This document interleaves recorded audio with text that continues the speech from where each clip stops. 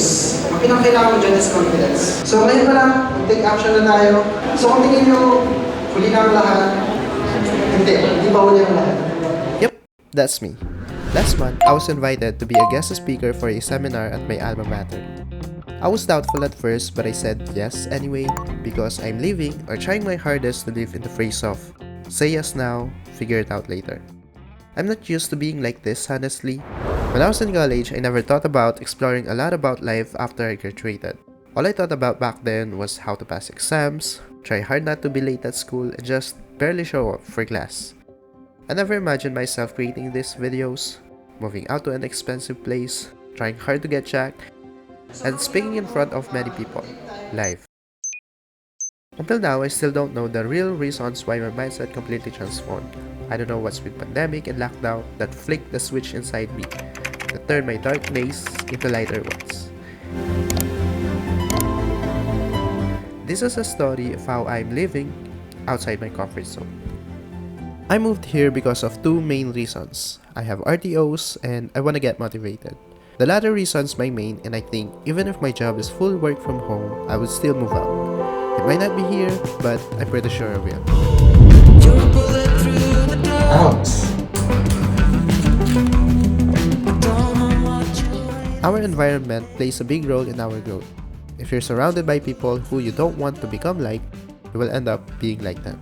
And if you surround yourself with people who have ambitions, dreams, and aspirations, you will be influenced by them. Most of the time, when I see someone who dresses well, drives an expensive car, lives in an expensive place, I can't wait to go back to my place and just continue grinding. Because there's too much motivation I feel. But I know, at the end of the day, it's only ourselves who can help us.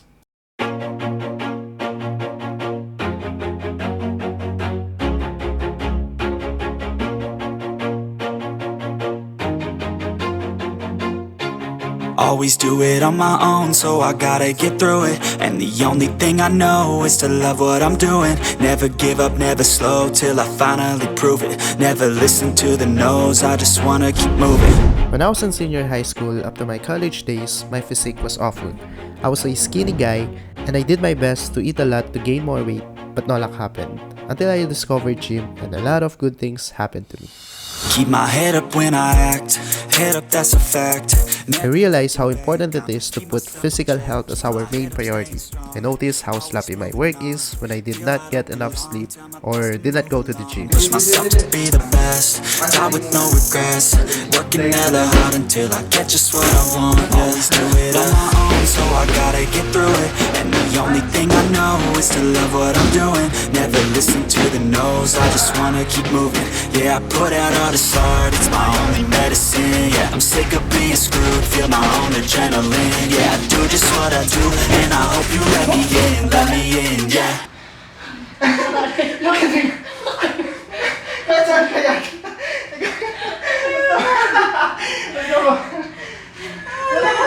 I'm grateful, oh yeah, able, oh yeah, I'm stable, oh yeah, no label, oh yeah, you know me, I have only a path, I'm lonely, but damn, I'm going to win, yeah. O sige, yun na muna. Yay! Next time na ulit.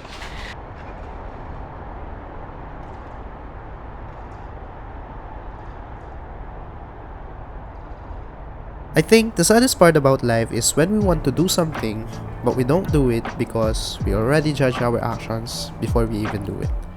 One of the hardest things I am doing that is far beyond my comfort zone is filming in public.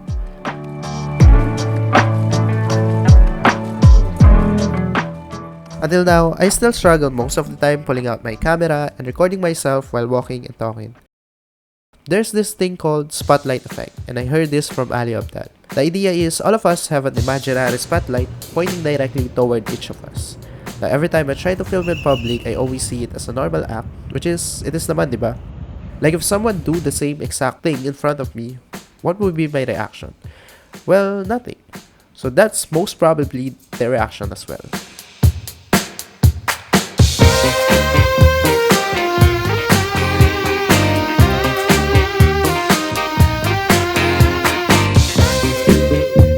When I started to just do the things I love, I noticed how naturally I act. And that's the best feeling in the world.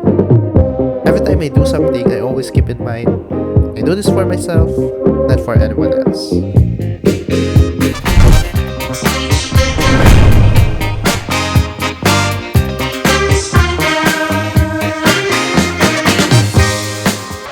Mayabang na ako, guys!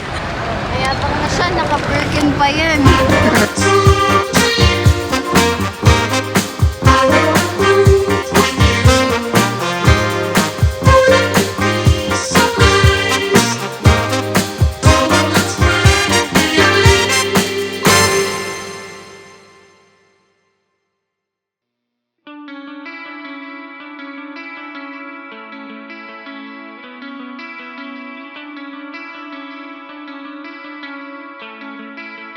May nag-reach out sa akin, mag-down ako nung una. Kasi, never ko pa ito ginawa eh. And actually ngayon, lalo na kanina, before ako pumunta dito, sobrang kinakaman ako. Pero, nag-isip ko na, dito yung road. Dito yung road.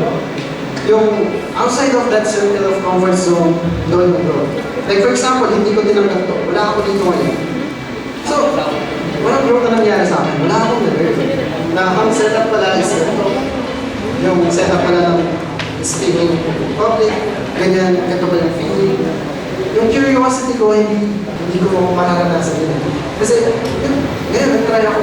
One day, some of you, or gusto ko, most of you, gagawin din itong bagay.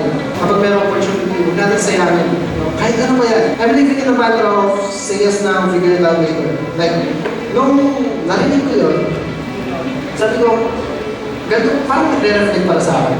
Like, G lang ako ng G. Go lang. Sige lang, G lang, gano'n. And then, bahala na. Kasi, doon yung learnings. No? So, yun lang talaga. Gusto ko na get out of your comfort zone. No? Labas tayo sa circle natin. I don't know where I heard this, but it explains life in one sentence. It goes something like, life must be understood backward, but it must be lead forward. At the end of the day, it's not about what we did or what we are about to do. It's about the things that we are currently doing, the people who we are meeting with, and the places we are going.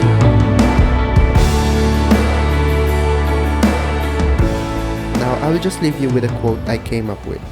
If we want to experience new horizons, we must be willing to take new actions.